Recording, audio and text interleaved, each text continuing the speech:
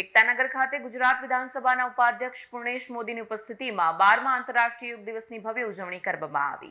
12મા આંતરરાષ્ટ્રીય યોગ દિવસ નિમિત્તે નર્મદા જિલ્લાના વિશ્વવિખ્યાત સ્ટેચ્યુ ઓફ યુનિટી એકતાનગર ખાતે જિલ્લા કક્ષાનો ભવ્ય કાર્યક્રમ યોજાયો। ગુજરાત વિધાનસભા ઉપાધ્યક્ષ પૂર્ણેશ મોદીની ઉપસ્થિતિમાં યોજાયેલ કાર્યક્રમમાં સમૂહ યોગાભ્યાસ અને પ્રાણાયામ કરવામાં આવ્યા। કાર્યક્રમ દરમિયાન યોગને સ્વસ્થ અને સંતુલિત જીવનની જીવનશૈલી તરીકે અપનાવવાનો સંદેશ આપવામાં આવ્યો।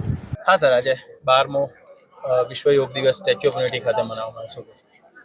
12મો આંતરરાષ્ટ્રીય યોગ દિવસ 2026 સૌથી પહેલા વિશ્વના નેતા અને હિન્દુસ્તાનના યશસ્વી પ્રધાનમંત્રી શ્રી નરેન્દ્રભાઈ મોદી સાહેબનો જેટલો આભાર માની એટલો ઓછો છે, જેમણે યોગને પૂરા હિન્દુસ્તાનમાંથી વિશ્વભરમાં પ્રખ્યાત કર્યો।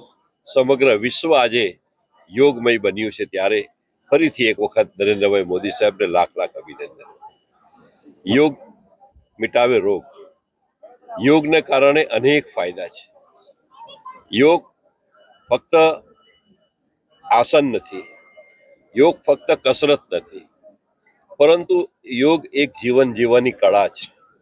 યોગ એક સાધના છે અને યોગના માધ્યમથી દરેક મનુષ્યનું જીવન એ સ્વસ્થ બને છે, તંદુરસ્ત બને છે, ફિટ બને છે।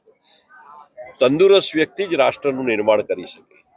તંદુરસ્તી દરેક વ્યક્તિની ખૂબ અગત્યની હોય, જેને કારણે યોગને ખૂબ મહત્વ આપવું।